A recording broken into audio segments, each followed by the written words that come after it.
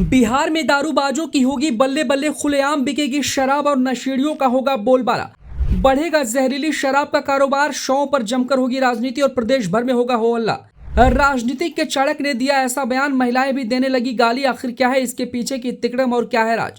किशोर का बयान, उन्हीं पर पड़ना जाए भारी, डूब जाएगी राजनीतिक नैया या इस पर सजेगा उन्हीं के सिर सत्ता वाला ताज। साल 2025 में बिहार विधानसभा चुनाव होने हैं, जिसको लेकर अभी से सभी राजनीतिक दल वोटरों को लुभाने की तैयारी में जुट गए हैं। ऐसे में राजनीति के चाणक्य कहे जाने वाले व जन सुराज के सूत्रधार प्रशांत किशोर भी वोटरों को लुभाने से कैसे दूर रह सकते हैं, लेकिन उन्हें क्या पता था कि उनका ही बयान उन पर ही भारी पड़ जाएगा। दरअसल बिहार की राजनीति में शराब एक अहम मुद्दा है। सभी नेता शराबबंदी पर अपने अपने नजरिए से बात करते हुए नजर आते हैं।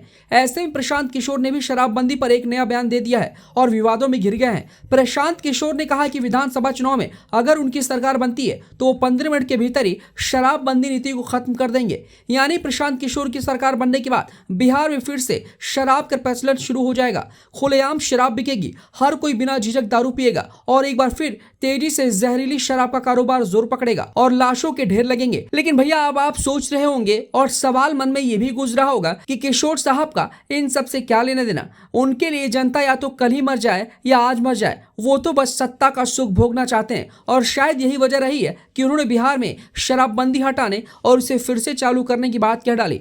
प्रशांत की इस बयानबाजी की बात से पूरे बिहार में उनकी जमकर आलोचना हो रही है।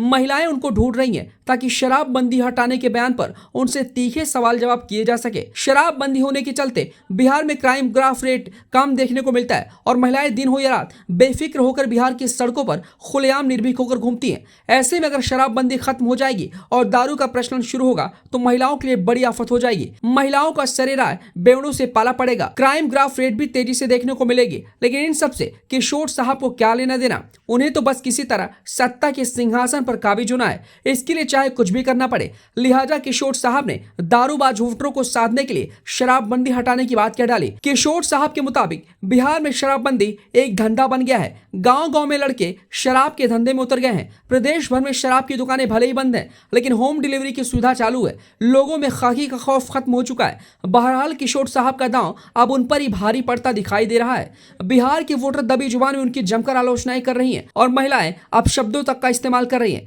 ऐसा पहली बार नहीं है कि जब प्रशांत किशोर ने इस तरह का कोई विवादित बयान दिया हो। इससे पहले भी वो कई विवादित बयान दे चुके हैं और बुरे तरीके से फंस चुके हैं, जिसके चलते उन्हें कई बार जनता के द्वारा मुंह की खानी पड़ी है। ऐसे में एक बार फिर से प्रशांत किशोर के लिए उनका ही बयान सिरदर्द बन गया है और अब देखना तो ये होगा कि आगामी विधानसभा चुनाव में उनके बयान से उनकी पार्टी को बड़ा फायदा या फिर नुकसान होगा।